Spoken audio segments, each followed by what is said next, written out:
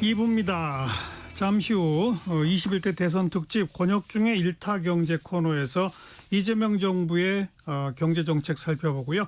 이어서 거두절미 각설하고 시간, 이번 대선 결과 또 이재명 대통령 취임 첫 주 정치권 소식들 정리해봅니다. KBS 1라디오의 모든 프로그램 유튜브에서도 함께할 수 있습니다. 실시간 방송 보실 수 있고요. 정치, 경제, 사회, 문화 다양한 주제의 콘텐츠들 마련돼 있어요. KBS 1라디오 유튜브 채널 구독, 좋아요, 댓글 부탁드립니다. 토요일 2부 출발하죠.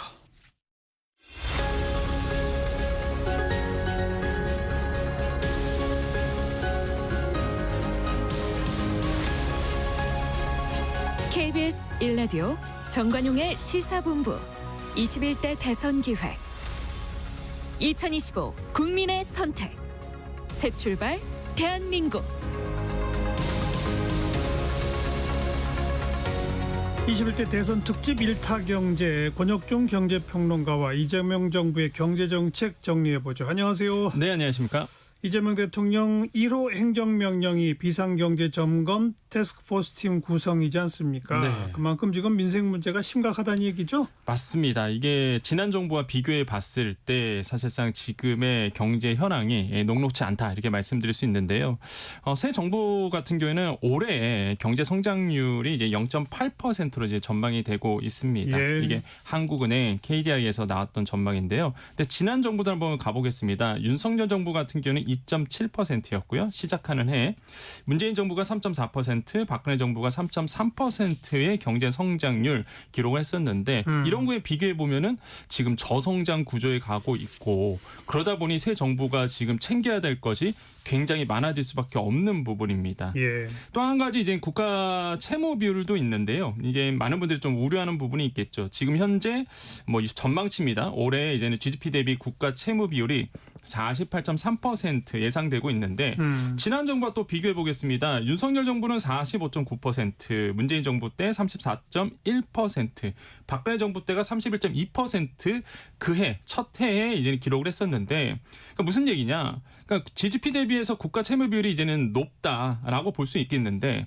근데 이게 이제 어떤 문제가 있냐면 정부가 이제는 재정 지출 좀 늘릴 겁니다. 그럼 재정 지출을 늘려야 되는데 이 부분이 이제는 채무 비율이 높다 보니 과거 정부에 비해서 부담되는 거죠. 네, 부담될 수밖에 없어요. 그래서 재정 운영의 폭이 좀 줄어들 수밖에 없는 상황에 있는 겁니다. 물론 이게 다른 나라와 비교해서 보면은 OECD 국가와 비교해서 보면은 높은 수치는 아니지만 증가 수치가 계속적으로 좀 빠르게 나오고 있다는 것이 이제 좀 부담스럽다 이렇게 보시면 되겠고요. 네. 환율을 본다 그러면 지난 정부와 또 비교해 봤을 때도 높은 상태입니다. 물론 얼마 전보다는 많이 낮아졌어요. 그래서 1,390원대에서 지금 올해는 좀 움직일 거다 이런 예상이 나오는데 현재는 1,360원대 기록하고 있습니다. 과거 정부 때는요. 환율이 뭐 1,000원대, 뭐 1,100원대, 뭐 1,200원대 이렇게 시작을 했거든요. 예. 환율이 높다는 얘기는 수입물가가 높아지죠. 수입물가가 높다 보니까 물가 자극할 여력이 있습니다. 그래서 이런 부분도 지금 현 정부, 이제 새로운 정부에 대한 현재의 경제 상황이다 이렇게 말씀드릴 수 있습니다. 네. 지금 현재 이재명 정부가 마주한 민생 현황 몇 가지 좀 정리해 보면 어떤 문제가 있습니까? 네, 지금 보면은 가장 큰 문제가 제가 봤을 때는 지방 부동산 시장이라고 전 생각을 해보겠습니다. 그렇죠. 벌써 오래됐죠. 너무 심각하거든요. 이게 서울 사신 분들은 잘 모르세요. 근데 지방은요, 지금 건설 경기가 완전히 망가져 버렸습니다. 그러니까 건설 경기가 왜 망가지면 무슨 문제가 생기느냐? 중소 지역에 있는 건설사들이 무너지거든요. 그러면 일자리 사라지죠. 그다음에 거기서 나오는 경제, 지역 경제가 무너져요. 그래서 이 지방에 있는 주택 시장 어떻게 살릴 것인가에 대한 문제가 지금 아마 현 정부의 가장 큰 숙제로 저는 작용할 거다라고 보고 있습니다. 지금 국토부에서 2025년 4월 주택 통계를 발표했는데 악성 미분양이라 보통 얘기하죠. 그래서 준공급 미분양이 2만 6천 가구가 넘어섰거든요. 네. 2만 가구 넘어가면 악성 미분양이 굉장히 높다, 우려스럽다라고 평가하고 있는데 계속 지금 준공급 미분양이 이제는 2만 6천 가구 계속 가고 있습니다. 그래서 그렇죠. 지금 이게 대부분이 지방이거든요, 지금. 그래서 지방에서 이제 건설사들이 이제 무너지기 시작했고, 그렇게 되면 어떤 일이 생기느냐, 자산 불균형이 계속 일어나죠. 그다음에 인구 유출이 계속됩니다. 지방에 안 사세요. 더더욱. 왜냐하면 일할 곳도 없고 돈도 없고 그러다 보니까 자꾸 이제 서울 수도권으로 몰리게 되는 현상이 일어나기 때문에 맞아요. 지금 그래서 지방에 있는 주택시장 좀 살려야 된다는 목소리 이런 부분들이 아마 가장 큰 예. 지금 현 정부의 숙제지 않을까 보고 있습니다. 이재명 대통령이 이제 경제 상황을 어떻게 바꿔내느냐 네. 하나 보면 먼저 주식시장 코스피 5천 시대 열겠다고 했죠. 예. 가장 핵심적인 게 상법 개정하겠다는 거죠. 맞습니다. 이게 5천 시대에 열겠다 했는데 시장에선 기대감이 큽니다. 과거와 좀 비교를 해드린다 그러면 보통 이제 대선 끝나고 주가가 조정을 받았던 적이 많았었거든요. 근데 지금은 계속 올라요. 그런 이유가 지금 이재명 대통령이 얘기했던 코스피 5천 시대에 열겠다라는 기대감이 시장에선 굉장히 높습니다. 예, 그 중심에 바로 말씀하셨다시피 상법 개정이 있어요. 그렇죠. 개인 투자자들이 지금 가장 환호하고 있는 게 바로 이 상법 개정인데 두 가지 이유 때문에 그렇습니다. 이사의 주주에 대한 충실의 의무인데 과거에는 회사에 충실했으면 됐었어요. 근데 이제는 주주들에 대한 충실 의무가 생깁니다. 만약에 상법 개정이 된다 그러면 그렇죠. 그러면 이사들이 만약에 주주 가치 훼손이 일어난다. 그러면 이제는 법적인 책임을 져야 되기 때문에 함부로 오너 입장만 대변할 수 없다라는 거죠. 그렇죠. 이런 점들은 굉장히 중요하고요. 또 하나 집중 투표제인데요. 재계에서 가장 싫어하는 게 바로 이게 집중 투표제입니다. 이게 뭐냐 그러면 일단 소액 주주한테 굉장히 유리한데 예를 들어서 제가 100주를 가지고 있다라고 본다 그러면 현재 같은 경우에는 내가 이제 이사를 뽑을 때는요. 10명 중에 5명을 뽑는다. 그럼 5명에게 20표씩 줘야 됩니다. 그러니까 5명 뽑아야 되니까. 그런데 집중 투표제는 한 명에게 나의 의결권을 다 몰아줄 수가 있어요. 그러죠. 그러면 이게 소액 주주들은요. 내가 원하는 이사를 이사진에 집어넣을 수가 있게 됩니다. 그러면 대주주 입장에서는 싫어하죠. 당연히 오너 입장에서는 싫어할 겁니다. 예. 그러다 보니까 지금 소액주주한테는 이 집중투표제가 가장 큰 이슈고 그렇게 된다 그러면 아무래도 이런 소액주주들 우선으로 해서 경영 CEO가 움직일 수 있다. 이런 어떤 기대감이 생기면서 굉장히 지금 이 부분이 지금 주식시장에 큰 이제 환호성을 일으키고 그렇죠. 있는데 재계에서는 싫어하죠. 왜냐하면 외국 헤지펀드들이 경영권을 흔들 수가 있거든요. 그건 맞아요. 그래서 이런 부분에 대해서는 이제는 재계에서는 싫어하는데 어쨌든 간에 지금 상법 개정이 이루어지면은 주식 시장에서는 굉장히 좀 호재죠, 호재. 예, 호재고 그리고 제가 증권사 분들 많이 만나는데 증권사 분들도 상법 개정 돼야 된다고 그렇죠. 대부분 얘기합니다. 예. 예, 그래서 이 상법 개정은 분명히 기정 확실화될 거다. 저는 그렇게 보고 있습니다. 주식시장 얘기 점검해봤고 그다음 소상공인 지원책 여러 가지가 고려되고 있죠. 맞습니다. 이 중에서 가장 관심을 뜨겁게 불러일으키는 것이 바로 채무탕감입니다. 그렇죠. 예, 비탕감인데 지금 이 비탕감이 현실화될 가능성이 굉장히 커졌습니다. 왜 그러냐면 지금 뭐 이재명 대통령이 그 과거에 후보 시절에 TV 토론에 나가서 소상공인 채무탕감이 필요하다라고 강조했었는데 그 이유는 그렇습니다. 코로나19 때에 정부가 책임져야 될 것을 소상공인 분들에게 미뤘다. 맞아요. 저는 그 말에 동의하거든요. 100% 맞는 예, 얘기. 맞습니다. 그래서 실제 그래서 소상공인 분들이 그 당시에 영업 제한 받았죠. 시설 인원 제한 받았죠. 근데 딱 그런 거예요. 비유를 들자 그러면 직장인들한테 야 직장 가지 마. 근데 월급도 없어. 딱 이거였거든요. 네, 네. 그러다 보니까 이제 대출을 받기 시작합니다. 이분들이 대출이 없다가. 그래서 정책 자금 많이 받으셨는데 그 대출이 지금까지도 이어오고 있다는 거거든요. 그렇죠. 그래서 지금 이 부분에 대해서 이제 채무 탕감을 하자라고 얘기가 나오는 거고. 근데 이게 실제 이제는 진행되고 있는 것으로 확인이 됐습니다.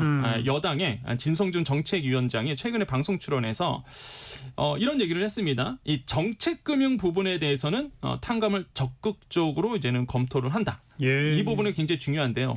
일반 대출이 아니라 정책 대출, 그러니까 정책금융 부분에서는 이제 탕감을 적극적으로 검토하겠다라고 했는데요. 이게 좀 뜨거운 이슈가 되고 있는 게 도덕적 해이 때문에 그렇습니다. 아니 그러면 이렇게 버티면 다 탕감해 주느냐 이렇게 이제는 생각하시는 분들 계실 텐데 아니라는 걸 좀 말씀드리고 싶습니다. 왜 그러냐면 이게 버텨서 되는 문제가 아니라 정말로 정책금융 일반 뭐 은행 가서 받은 게 아니라 예, 나라에서 예. 대출의 부분이 있거든요. 예. 이 부분에 대해서는 일단 적극적으로 검토하겠다는 거다 이렇게 보시면 되겠고 다만 좀 정부 쪽으로 소상공인들이 말을 하고 있는 게 성실상환자에게도 좀 배려를 해달라. 왜냐하면 지금 내가 뭐 돈이 있어서 갚는 게 아니다라고 그렇죠. 이제 얘기하시는 분들이 많거든요. 그래서 이런 부분도 좀 신경을 써야 되지 않을까 이렇게 보고 있습니다. 네. 2차 추경은 이제 거의 확정 단계죠. 맞습니다. 예, 그래서 지금 2차 추경은 거의 뭐 저도 봤을 때 확정 단계라고 보고 있고요. 일단 1차 추경은 기억나실 겁니다. 이미 이제 추경이 통과가 돼서 앞두고 있는데요. 뭐 13조 이제 8천억 원 정도가 책정이 됐었죠. 그래서 지금 대표적인 게 이제는 산불 피해 추경으로 이제 알려져 있고요. 무엇보다 이 소상공인 분들에게 50만 원의 공공 크레딧이 조만간 이제는 제공이 됩니다. 그래서 이게 1차 추경 내용이고 이제 2차 추경에서는 아마 가장 큰 핵심이 바로 민생회복 소비 쿠폰. 한마디로 그렇죠. 전 국민에게 25만 원씩 이제는 주겠다. 지역화폐로. 예. 요게 아마 2차 추경에 들어간다. 이제 보시면 되겠고요. 물론 뭐 확정된 건 아닙니다. 하지만 지금 민주당에서 그 1차 추경했을 때 민생회복 예산 포함했던 내용을 본다 그러면 충분히 이 내용이 들어갈 가능성이 굉장히 크고 그래서 이 부분에 대해서 지금 많은 국민들이 이제 관심을 갖고 있는 부분이 과연 정말 나에게 25만의 지역화폐가 나올까? 이 예. 부분에 이제 관심을 갖고 계십니다. 네. 25만 원 지역 화폐에 대해서는 뭐 찬반 양론이 좀 부딪히는 맞습니다. 그런 대목이 있긴 하니까 아직은 최종 결정 단계는 아니다. 맞습니다. 그런 거죠. 워낙 돈이 많이 들어가니까 네. 그거 하는 데만 한 15조 든다는 거 아닙니까? 네. 그래서 지금 여당에서도 이런 얘기가 나옵니다. 그냥 과거에는 무조건 한다 이거였다가 예. 지금은요 어떤 얘기가 나오냐면 재정 여력을 검토하고 나서 이게 그러니까 보편으로 갈지 선별로 갈지를 이제 결정하겠다라고 해서 약간 뉘앙스가 지금 바뀐 상태예요. 그래서 이게 알겠습니다. 어떻게 될지 모르겠지만 일단 지역 화폐로 아마 소비 쿠폰은 지급이 된다 이렇게 보시면 되겠습니다. 네, 권혁중 경제평론가였어요. 고맙습니다. 네, 감사합니다.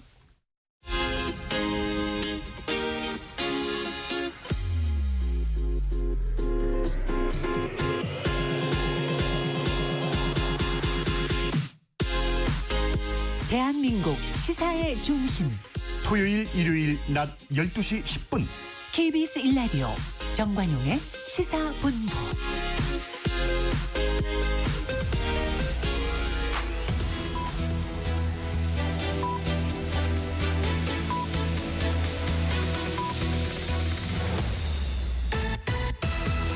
고두절미 각설하고 고고고 갈 때까지 가보자.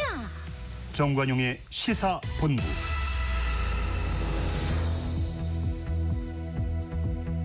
주요 정치 이슈들 거두절미하고 알맹이부터 토론해보는 거두절미 각설하고입니다. 더불어민주당 법률위원회 부위원장 지내신 장윤미 변호사, 국민의힘 대변인 지내신 송영훈 변호사 두 분 어서 오십시오. 안녕하세요. 네, 안녕하세요. 네, 매주 두 분 소개했는데 오늘부터 순서가 바뀐 거 아시죠? 딱 체감이 됩니다. 예. 축하드립니다. 아유, 아니. 여야가 이제 바뀌었잖아요. 아유, 그러니까요. 그죠? 예. 자, 금주에 가장 뜬 인물, 진인물 전반부 공통질문부터 소화해 보겠습니다. 발언 순서도 바뀌었어요. 장윤미 변호사가 먼저. 예, 좀 부담되네요. 뜬 인물 누굽니까? 아무래도 대통령이 이재명? 된 이재명 대통령을 네. 꼽지 않을 도리가 없는 것 같고요. 정말 이제 개엄 당일부터 딱 6개월 되는 날 이제 치러진 대선에서 이제 어제 갤럽 조사를 보더라도 왜 이재명이라는 정치인을 선택했느냐에 제일 많은 부분을 또 차지하는 게 개엄 심판 성격이 분명히 있었던 그런 선거였고 예. 그리고 이 대선 3수 만에 어쨌든 대통령 직을 수행할 수 있게 돼서 한번 꼽아봤습니다. 네. 송영훈 변호사 뜬 인물. 예, 금주에 뜬 인물은 아무래도 이재명 대통령을 해야죠. 그렇죠. 예, 대선에서 당선이 됐기 때문에 축하드리고 앞으로 국민의 여망을 받들어서 정말로 성공한 대통령으로 나중에 퇴임하실 수 있기를 진심으로 바랍니다. 그래야죠. 그런 점에서 이재명 대통령의 그 새벽 당선 소감 한마디를 제가 좀 인용을 하면 권력은 대통령의 사적 이익을 위해서가 아니라 더 나은 국민의 삶과 이 나라의 밝은 미래만을 위해서 온전하게 쓰여져야 한다. 라는 문구가 있었어요.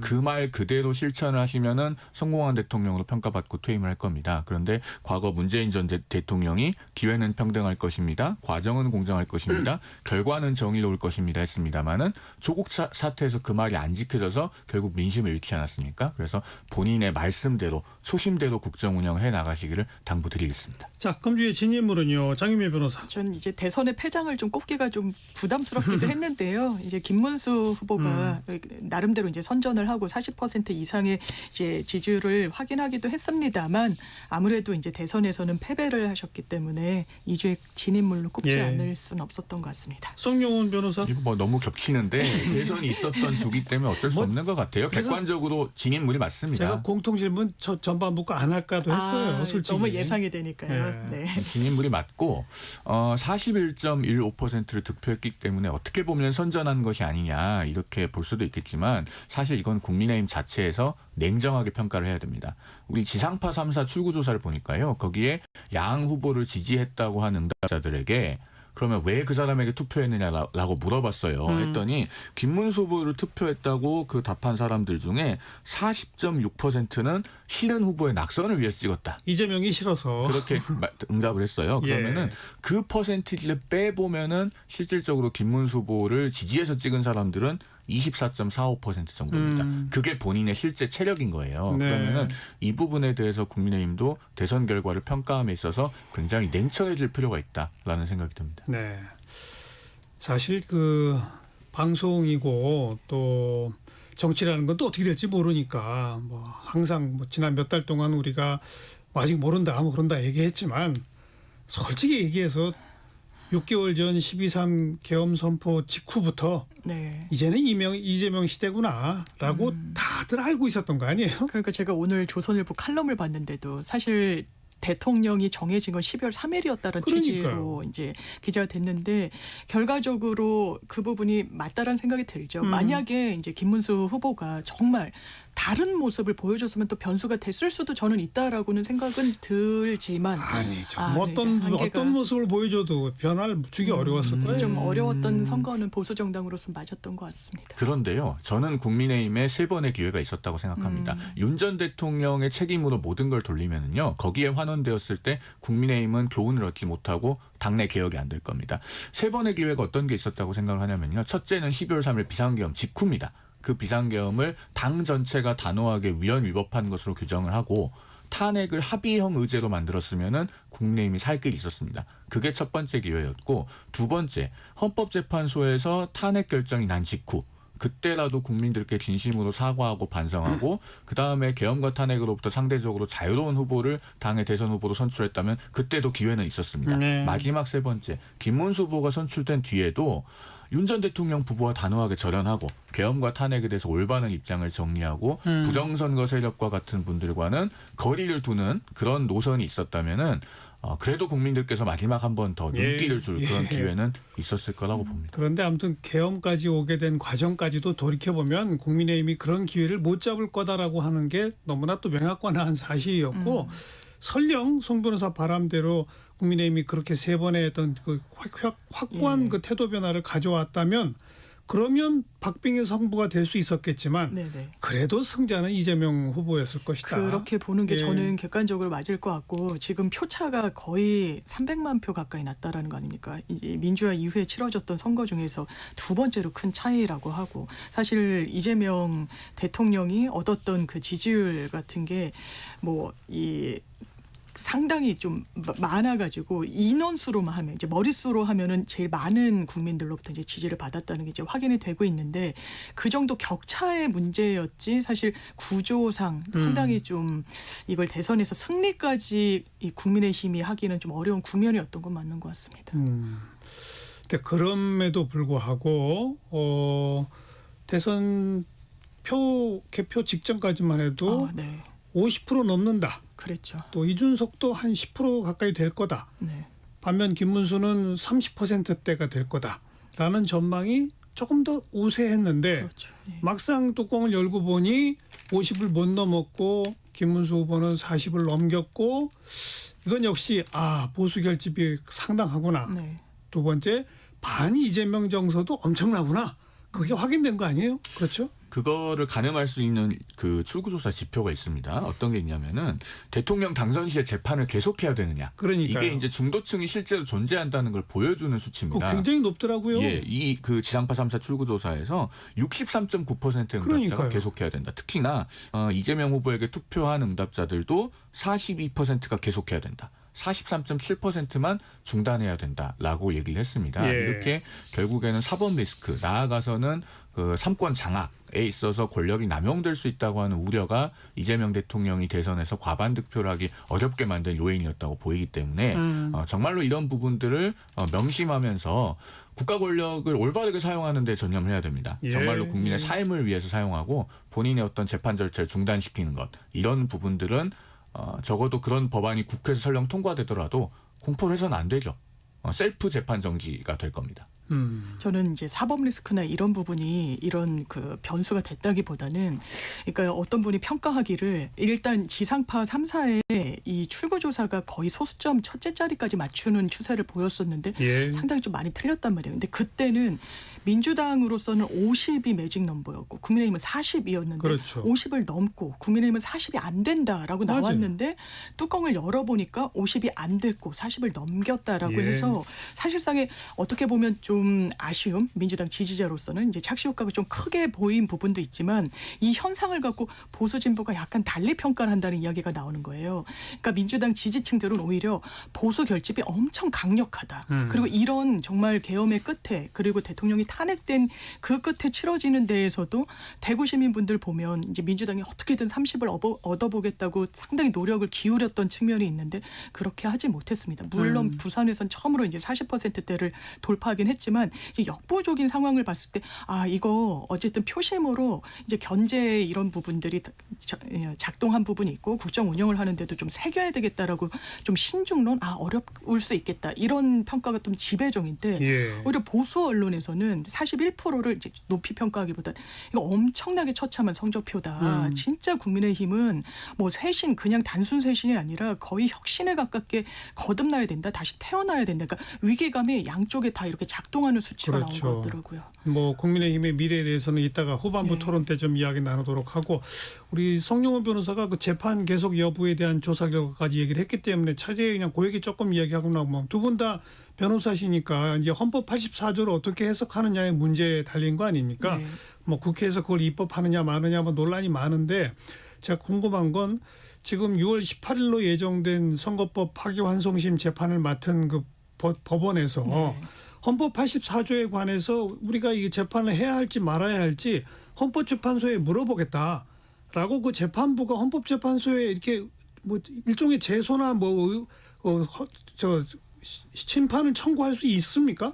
지금 아마 현실적으로는 만약에 이제 민주당이 추진하겠다고 했던 재판이 중지돼야 된다라는 게 만약에 만들어졌으면 해당 재판부가 소송 지휘권을 본인들이 갖고 있는데 이 법 때문에 뭔가 위헌성 여부를 헌재로 가져가서 판단받을 여지가 있을 것 같은데 지금 이 상황에서 그러니까 그 법률을 만들기 전에 지금 이 상황에서는 법원이 할 수 있는 헌재로 가져가는 건 위헌법률 심판을 제청하는 건데요. 본인들이 이거 내가 재판을 해야 되는데 이 법 너무 이상하다라고 해서 문제 제기를 하는 건데 그거는 어려울 것 같고 그냥 우리가 재판을 계속 해도 되는지 마는지 헌재한테 물어보자 이게 안 된다? 자체로 소송 지휘권이 현재는 법원에 있기 때문에 그래요? 방법이 그럴 것 없습니다. 방법이 없어요? 그러니까 우리나라에서는 헌법재판제도가 이른바 추상적 규범통제라는 걸 허용하지 않거든요. 즉 구체적 규범통제, 이미 만들어져 있는 법률이나 예. 시행령 이런 것들은 헌법재판소의 위헌법률 심판 대상이 될 수 있지만 그 전에는 불가능해서 아마 재판부가 헌법 84조 해석에 관해서 의문이 있다면 헌재로 보낼 방법은 없고 스스로 그냥 판단해서 재판을 진행을 하거나 네. 아니면은 만약에 정지 결정을 한다면은 거기에 대해서 검사가 즉시항고를 할 수 있습니다. 그러면 대법원이 그 즉시항고에 대해서 판단을 함으로써 결론을 내게 되겠죠. 대법원이 판단하면 그걸로 끝나요? 대법원의 판단에 대해서 누군가 헌법소원 청구할 수 있는 거예요? 없는 거예요? 지금은 재판헌법소원이 원칙적으로 허용되지 않으니까요. 그래요. 네, 그래서 법률적으로 헌재로 바로 넘어가기는 지금 방법이 단계에서 좀 없다. 어려운 것 같습니다. 그런데 예. 지금 다음 주 목요일 그러니까 12일에 이 이재명 대통령 재판 정지법이라고 불리는 형사소송법 개정안 국회 본회의에서 처리될 수 있다는 관측이 나오고 있으니까요. 18일 전에 제가 봤을 때는 민주당이 그걸 하고도 남을 것 같습니다. 법 개정 할 건가요? 근데 속도 조절을 좀 하는 것 같아요. 아까 이제 짚어주신 여론조사 부분도 이 재판에 관련해서는 그거 계속 받는 게 맞지 않냐라는 여론도 적지 않습니다. 예, 상당히 좀 예. 높은 부분도 있고 그러니까 뭐 대법관수 증언 같은 문제도 원래는 뭐 법사위 전체 회의도 잡아놓고 이랬다는 거 아니겠습니까? 법사위원들이. 그런데 그 부분도 대통령이 좀 이건 속도 조절을 해라. 예, 왜냐하면 이게 논의할 게 상당히 좀 있는 것 같아요. 재판 절차 이 중단도 당장 18일에 재판부가 또 어떻게 나오는지 어떤 선택이 있는지도 한번 들여다볼 필요는 있고요. 18일보다 좀 이전에 재판부가 재판하겠다 안 하겠다를 결정할 그 전에는 나올 겁니다. 할 수 있죠. 만약에 할 수 있죠. 한다면 기일과 관련해서는 제가 생각할 때는 합리적으로 따지면 조금 일찍 예. 해당 재판부가 재판을 하겠다 말겠다라는 입장을 밝혀주면 그에 따라서 만약 안 하겠다 그러면 뭐 말씀하신 대로 검찰이 즉시 항고하고 대법원이 결정을 내리는 방법이든지 하겠다라 그러면 재판을 받아야 하는 대통령 당사자가 또 할 수 있는 법적 조치가 있잖아요.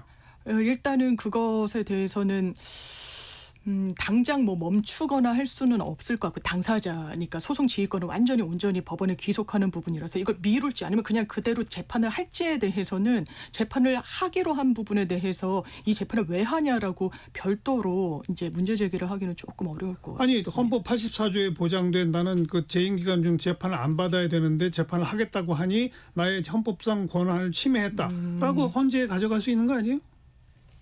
그렇게 하기보다는 민주당이 법을 만들어서 해결하는 게 민주당 입장에서는 더 문제가 빠르다? 더 해결된다고 보겠죠. 그런데 그렇게 해서는 안 됩니다. 왜냐하면은 우리가 라틴어 법원에서도요. 누구도 자기 자신의 사건에서는 재판관이 될 수 없다. 라고 하는 말이 있습니다. 네모 유덱스 인 카우자 수아라고 하는데요. 네. 만약에 민주당이 형사소송법 개정안을 통과시키면 그 공포는 누가 합니까? 대통령의 권한이잖아요. 그러면 자기 스스로 자기 재판의 절차를 정지시키는 법안을 공포하는 거예요. 알겠어요. 그렇다면 송영원 변호사는 이제 그 법은 통과시키면 안 된다는 주장을 계속 하고 계신데 그럼 그렇다고 치고 재판부가 재판하겠다고 했어요.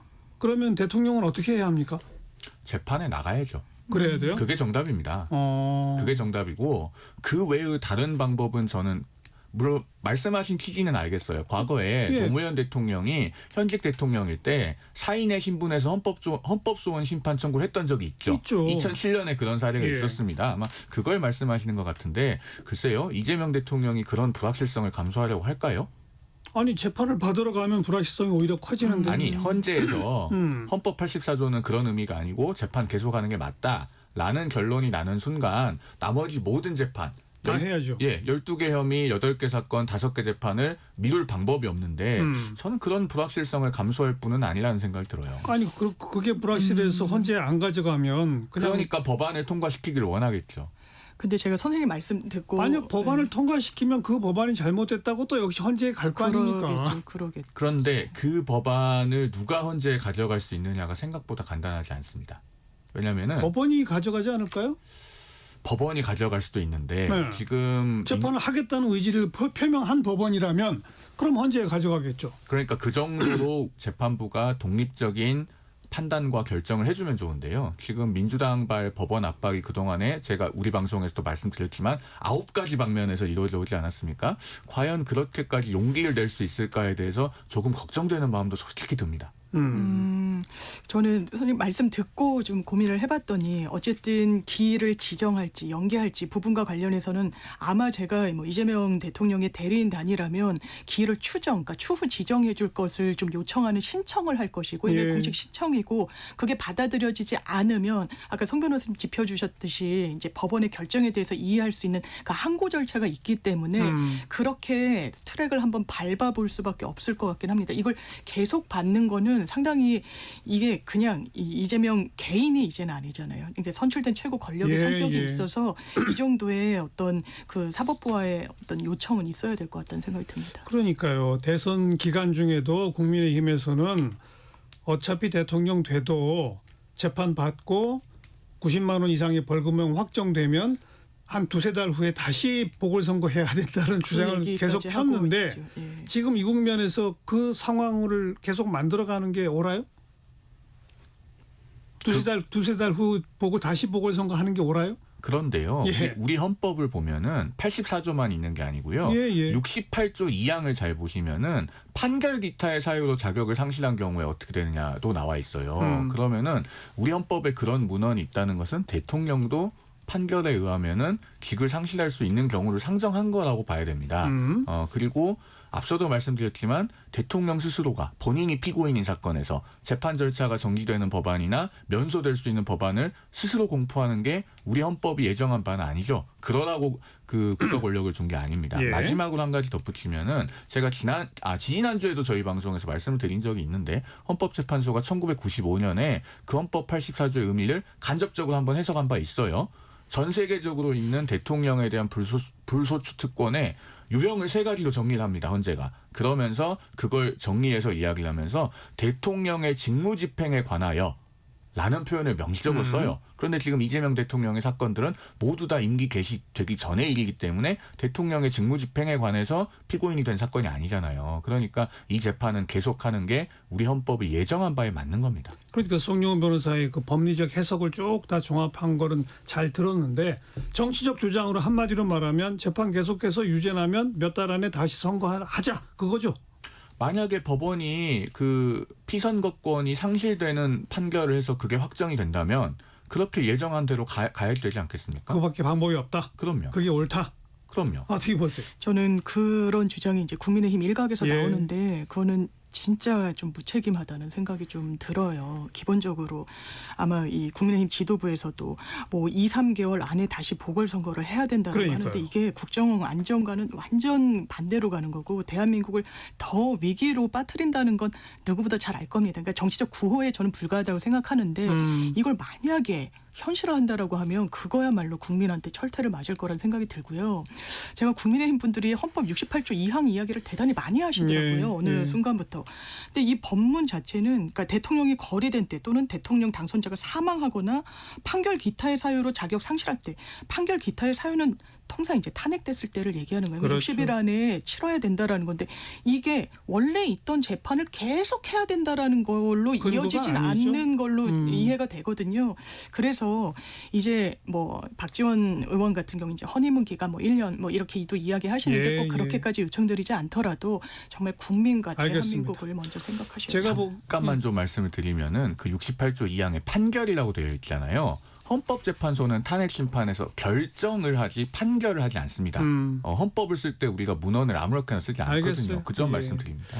뭐 정황상 대법원이 선거법 유죄 취지 파기환송을 매우 이례적으로 신속히 했고 그러자 고등법원에서 바로 재판 날짜를 잡았고 그러나 법원 내부에서부터 상당한 반론들이 나오자 대선 이후로 일단 재판 날짜를 미뤄놨다. 여기까지의 정황을 보면 해당 재판부가 대선 이후에는 재판 정지라고 하는 걸 고려한 것이 아닌가라는 추정도 가능하거든요. 어쨌든 빨리 결론을 내릴 필요가 좀 있을 것 같네요. 네. 오늘이 그 사건 기소된 지 1003일째 되는 날이에요. 그래서 국민의힘에다가 무책임하다고 말씀하실 게 아니고 사실은 이재명 대통령이 대통령 당선되기 전에 그 피고인 사이드에서 얼마나 재판이 많이 미뤄왔는가 그 부분을 생각을 해야죠. 아무튼 뭐 해당 고등법원 재판부가 일단 국민 앞에 입장을 빨리 표명하는 것이 필요할 것 같네요. 네. 1시 33분 향해 가네요. 잠깐 교통정보 전해드리죠. 임초희 씨. 네, 이 시각 교통정보입니다. 연휴치곤 정체가 덜합니다. 다만 사고가 다 전해드릴 수 없을 정도로 많이 나고 있는데요. 먼저 서울 시내 강변북로 구리 쪽 가양대교 부근 1차로에서 사고 났고요. 또 마포대교 2차로에서도 사고가 나서 정체가 심해졌습니다. 더 가서는 잠실대교 부근 1차로에서 작업 중이라 성수대교부터 속도가 떨어지고요. 내부 순환도로는 성산 방향으로 홍지문 터널 1차로에서 추돌 사고 났는데 국민대부터 정체가 극심해졌습니다. 고속도로는 서울 양양고속도로 양양 방향 화도에서 서종까지 6km 구간 제속도 못 내고요. 서울 방향은 설악에서 밀리고 있습니다. 좀 더 지나 서종에서 화도 분기점까지 교통량 늘었고요. 경부고속도로 서울 쪽은 청주 휴게소 부근에서 속도가 떨어지고요. 이후에는 수원 그리고 양재에서 반포까지 답답합니다. 반대 부산 방향 천안 분기점 5차로에서 사고 처리 중이라 주의를 하셔야겠습니다. KBS 교통정보센터에서 임초희였습니다.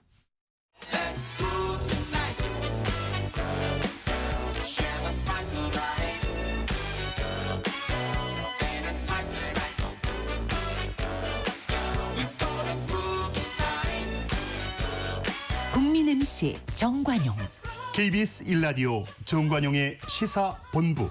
들어보면 달라요.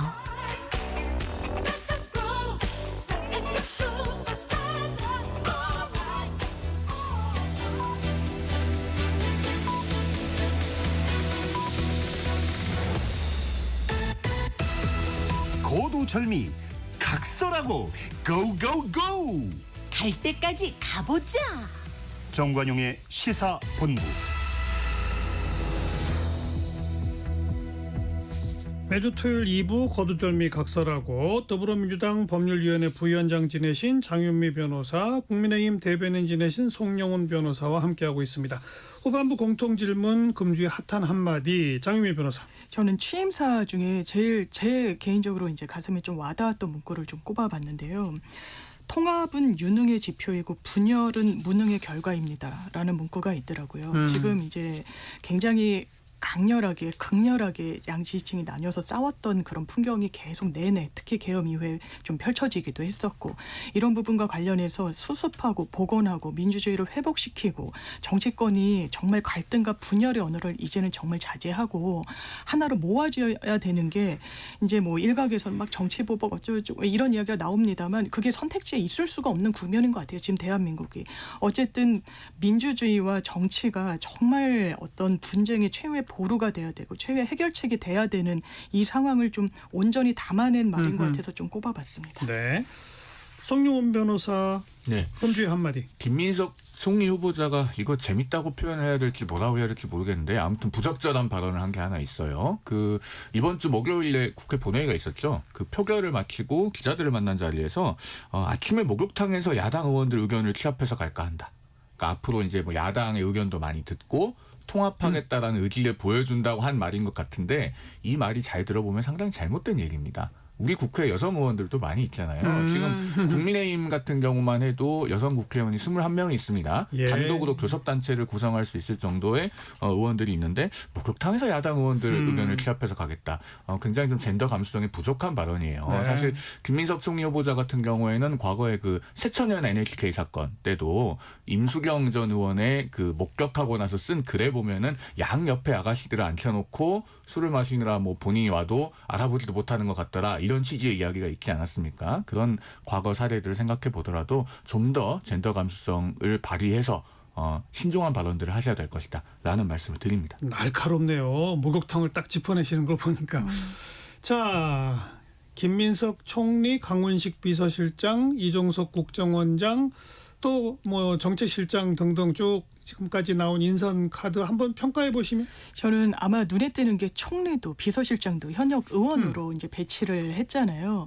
이런 부분과 관련해서 아마 뭐 청문회에 대한 이제 통과 가능성 여부, 뭐 민주당으로도 통과가 됩니다만 어쨌든 여야 협의를 같이 이끌어내야 되는 부분도 고려한 것 같고, 언론에서도 야당에 대한 좀 예우 측면이 있다라고 평가를 하는 것 같더라고요. 이제 야당과의 소통에도 좀 방점을 찍기 위해서 현역 의원들을 조금 더 전면 배치하고자 하는 부분들, 그리고 김민석 이제 총리 지명자 같은 경우에는 아무도 계엄의 기억도 생각하지 못할 때 이제 그 문제 제기를 했고, 이게 이제 결과적으로 그 당시에는 음모론이다 했지만 정보력이 있고 어쨌든 평가하고 분석력이 있다라는 이제 결론으로 뭐 대통령의 신임을 좀 얻게 됐다라는 이야기도 나오고 있고, 그리고 아마 인수위 없이 출범해야 되고 대한민국이 상당히 좀 여러모로 어려운 국면이다 보니까 지금 새 인물 뭐 탕평도 좋고 뭐 기용도 좋지만 일단 합을 맞춰보고 능력과 실력을 좀 검증을 했었고, 또 대통령이 어떤 지향점과 방향성을 갖고 국정 운영을 하고 싶어 하는지를 정말 지근거리에서 같이 맞춰왔던 분들 위주로 그렇죠. 기용할 수밖에 없는 그런 현실상 또 임명이 된 게 아닌가 싶습니다. 송 변호사 평가해 보시면. 일단 김민석 국무총리 후보자부터가 부적격이에요. 앞서 그 목욕탕 발언 때문에 부적격이라는 얘기가 아니고요. 일단 우리나라 지금 대통령이 전과 사범인데 총리 후보자도 전과 사범입니다. 게다가 김민석 총리 후보자 전과 4개 중에 2개는 불법 정치자금이죠. 한 번은 2억 원, 또 한 번은 7억 2천만 원. 그리고 그 추징금은 언제 납부했냐면은 완납하는데 13년 5개월이 걸렸습니다. 2020년에 추징금 완납 안 된 상태에서 다시 민주당 공천받아서 국회의원도 되고 그 임기 거의 다 끝날 무렵에 다음 총선 나가려면 민주당에서 공직 후보자 적격 심사 받아야 되니까 그 심사를 신청해서 통과되고 나서 그달 말에 완납을 했어요. 그러면은 얼마나 준법 의식이 미약한 분입니까? 이런 분이 국무총리 가 돼서 내각을 통할한다고 했을 때 우리 일선 공무원들 5만 원짜리 한 장 받았다고 파면시킬 수 있습니까? 영이 안 설 거예요. 그런 문제가 있고 그다음에 지금 대통령도 병역 면제인데 물론 이재명 대통령 몸이 불편해서 군대 안 간 부분은 저는 전적으로 이해합니다. 그러나 대통령도 총리도 병역 면제면은 유사시에 군 통수는 어떻게 할 건가 이런 부분들까지 우리가 두루 살펴봤을 때 사실 김민석 후보자는 국민 눈높이에서 부적격하고 우리 국익의 차원에서 부적격한 측면이 있다라고 생각됩니다. 나머지 인선은 어떻게 나머지 인선도 사실 말씀드릴 게 많은데요. 지금 확정은 되지 않았는데 대통령실의 법무라인 이거는 대장동 변호인들에게 공천을 준 것과 연장선상에서 평가할 수 있지 않는가 이런 생각이 듭니다. 자, 민정비서관 내정됐다고 알려진 이태영 변호사 대북 송금 사건 변호를 했었습니다. 그리고 공직기강 비서관 내정설이 나오고 있는 전치영 변호사 이재명 대통령의 공직선거법 변호인단에 있었죠. 그리고 법무비서관으로 내정된 이장영 변호사 역시나 대북 송금 변호를 했었습니다. 이 대장동 변호인단이라고 하는 국회의원들 이재명 대표의 사건을 직접 변호했거나 이재명 대표 측근의 사건들을 변호했던 분들을 우리가 이런 카테고리로 부르죠. 그분들에게 국회의원 공천을 통해서 보훈을 해준 것이 아니냐라고 하는 지적이 지난 총선 때도 있었습니다. 대통령이 본인의 국정 철학을 잘 이해하는 분들을 함께 대통령실에 데리고 들어가는 것 그건 자연스러운 일이에요. 그런데 본인의 범죄 혐의에 대해서 잘 알고 있는 분들에게 자리를 주는 것 이건 대단히 부적절한 일입니다. 우리 여야가 뒤바뀌고 송영호 변호사가 굉장히 세졌네요. 그런데 제가 그냥 한마디만 말씀드리고 싶은 게 이제 군 면제 받은 부분과 관련해서 군 통수권에 어떤 뭐 자격이 없다는 취지에는 좀 동의하기가 어려운 게 지금 군대 면제 받으시는 분들 상당히 많으시죠. 뭐 장애 때문에 뭐 때문에 예. 김민석 지명자 같은 경우에는 이 실형 민주화운동으로 실형 복역을 해가지고 군이 면제가 됐습니다. 이런 부분까지 어떠한 뭐 정치인의 결격으로 지적될 일은 아니라는 생각이 듭니다. 그 전과의 내용을 알면 결격이에요. 1985년에 미 문화원 점거 농성 사건의 장본인 아닙니까? 김민석 후보자가. 그래서 실형을 받았고 그걸로 수형으로 군대 면제가 됐습니다. 그런데 자 미국 입장에서 보면요. 이재명 대통령이 대북 송금 피고인입니다. 아직도. 그리고 대북 제재 위반에 대해서 미국은 상당히 민감하게 봐요. 그런데다가 김민석 총리 후보자도 이렇게 젊은 시절 미 문화원 점거 농성의 장본인인 반미 이력이 있으면 미국 입장에서는 한미 관계에 있어서 굉장히 민감하게 생각할 만한 일이죠. 이런 부분들까지 종합적으로 고려해보면 더더욱 우리 국익에 비추어 부적격이라는 겁니다. 저는 동의하기가 어려운 게 이제 김문수 후보도 뭐 그런 취지로 이야기했더라고요. 예. 뭐 미 문화원 방화 사건. 그런데 점거, 방화가 아니고. 점거. 그 부분의 인식이 지금까지도 지속될 거라고 생각하는 것 자체가 전 난센스라는 생각이 들고요.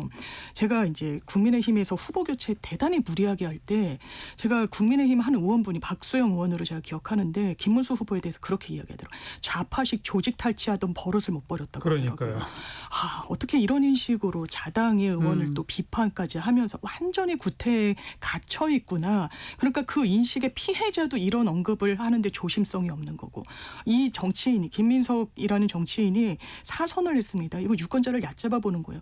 반미 일변도로 했으면 유권자 선택 받을 수 있었겠습니까? 다 극기하고 성장하고 이게 뭐 국민의힘 민주당 할 것 없이 그냥 정치인들이 발전해오는 과정 아니겠습니까? 그걸 평가받아서 총리도 가고 뭐 장관도 가고 입각도 하는 건데 그런 것까지 과거에 다 폄훼돼서는 안 된다고 저는 생각합니다. 글쎄요. 저는 불법 정치 자금이 대법원 유죄 확정 판결 나온 것만 한 10억 원 가까이 되고 그걸 추징금 완납하는 데에도 13년 5개월이나 걸렸다면은 그런 부분을 정치인이 알겠습니까? 네. 불법 정치 자금을 문제 삼은 게 아니라 지금 장미 변호사는 85년도에 미문화원 점거 사건 그건 문제 삼아서 곤란하다. 그 얘기를 한 거니까요. 그 병역 면제 사유를 말씀하셨길래 예. 제가 반박을 하는 차원에서 말씀드린 겁니다. 그러니까 정치자금법하고 미문화원 점거하고는 좀 구분해 보자 그런 거죠. 네, 그런 입장입니다.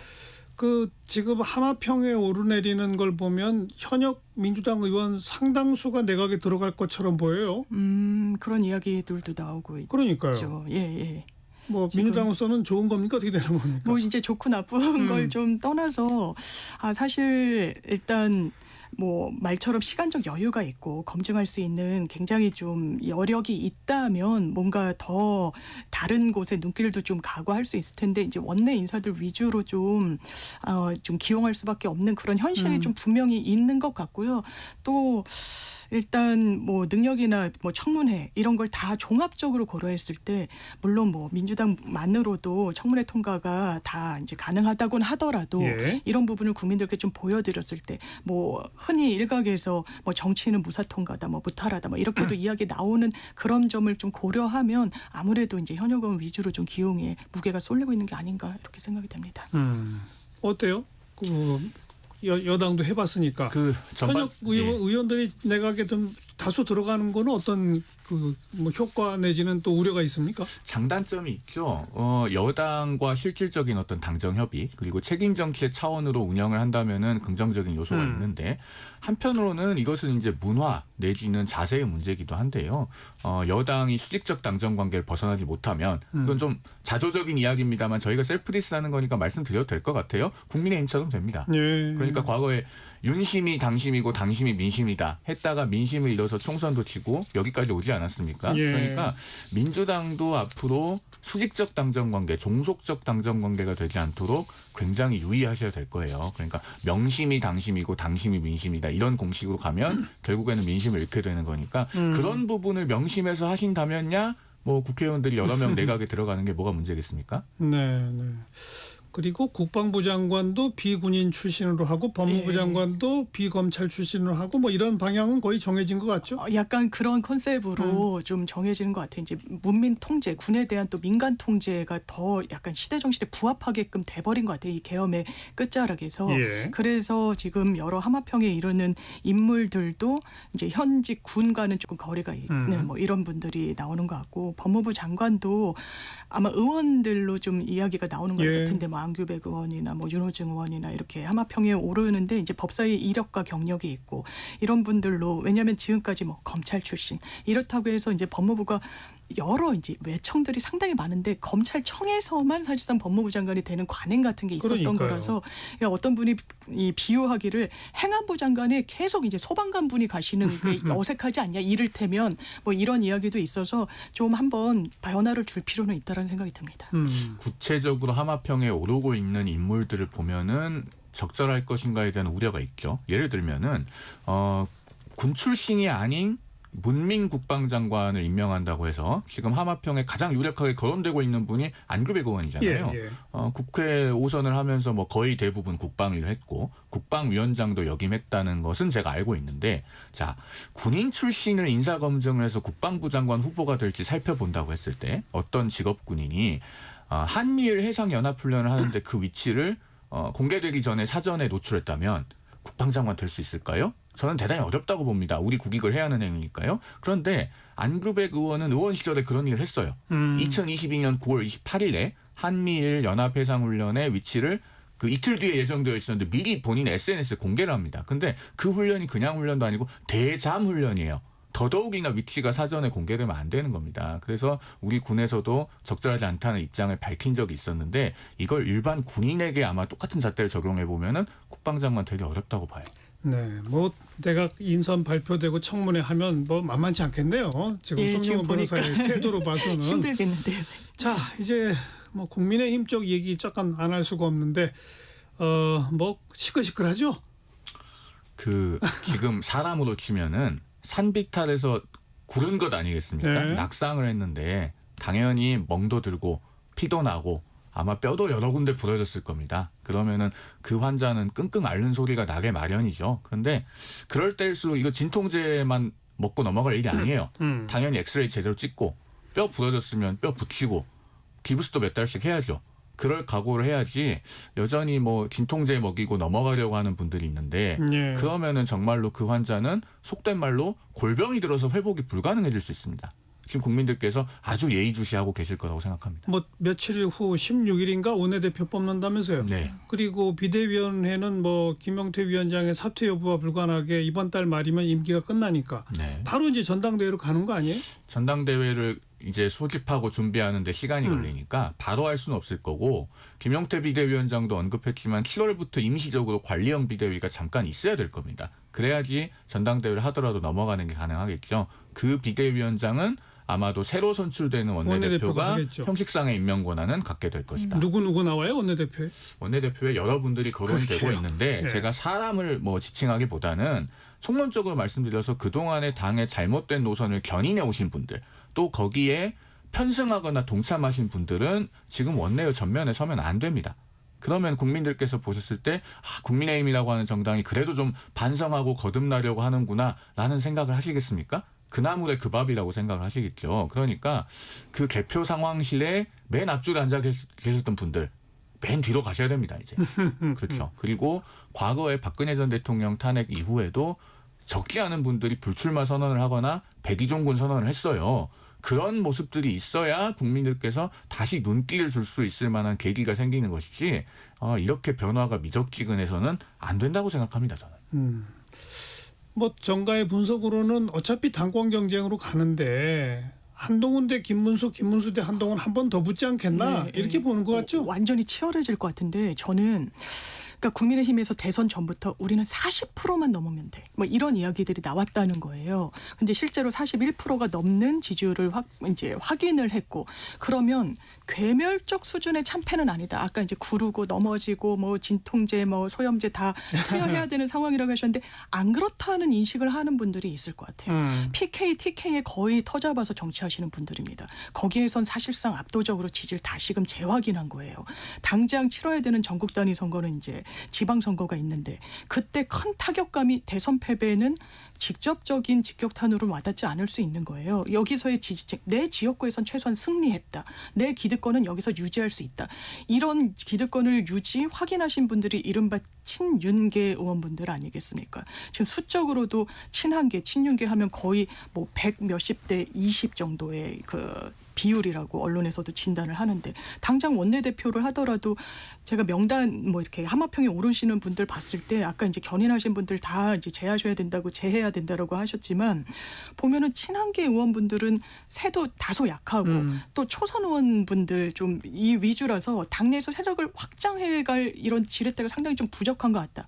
그러니까 어떻게든 이 부분과 관련해서 친윤계는 친한계가 눈에 가시가 될 거예요. 그리고 아직까지는 본인들이 좀 해볼 만한 그런 상대로 인식하고 있어서 저는 이 40이라는 숫자가 애매하기 때문에 국민의힘의 어떤 쇄신 이런 거는 오히려 발목을 잡을 수도 있겠다 이런 생각이 들더라고요. 그래서 기존 주류가 계속 당권을 쥐는 그 치열한 싸움이 될 것 같습니다. 어떻게 전망하세요? 일단 저는 친윤계와 친한계라고 하는 그 이분법을 벗어나야 된다고 생각하는 게요. 윤 전 대통령은 이미 탈당을 했고 사실 이 당에서 친윤이라는 말이 계속 나오는 것부터가 좀 잘못됐습니다. 네. 그리고 지금 당의 쇄신과 변화를 요구하고 있는 것은 이른바 친한계라고 일컬어지는 분들만 있는 게 아니에요. 대표적으로 김재석 의원이 친한계입니까? 아니잖아요. 그리고 관리형 비대위가 들어서서 조기 전당대회를 할 거라고 예고한 김용태 비대위원장이 친한계입니까? 아니에요. 그러니까 당의 변화와 쇄신을 견인하고자 하는 집단이 있는 겁니다. 예. 그렇게 보셔야 되고 뭐 비근한 예로 12월 12일에 국민의힘 원내대표 선거를 할 때